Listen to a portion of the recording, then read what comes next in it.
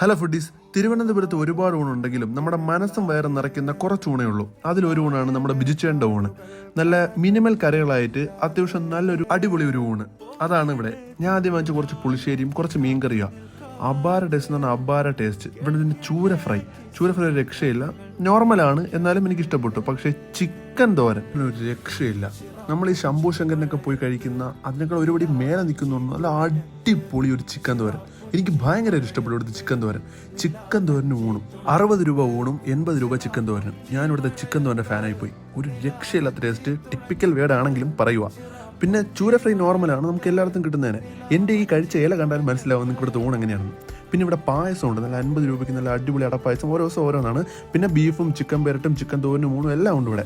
അത്യാവശ്യം ഇരിക്കാനുള്ള ഡൈനിങ് സ്പേസും അത്യാവശ്യം നല്ല തിരക്കുണ്ട്. അപ്പോൾ നമ്മുടെ ലൊക്കേഷൻ ഉണ്ട് തിരുവനന്തപുരം കിള്ളി ജംഗ്ഷനിലുള്ള മഠത്തിൽ റെസ്റ്റോറൻറ്റ് കാറ്ററിംഗ് സർവീസ്. ഇവരുടെ കാറ്ററിംഗ് സർവീസ് അത്യാവശ്യം ഫേമസ് ആണ്. മഠത്തിൽ കാറ്ററിംഗ്.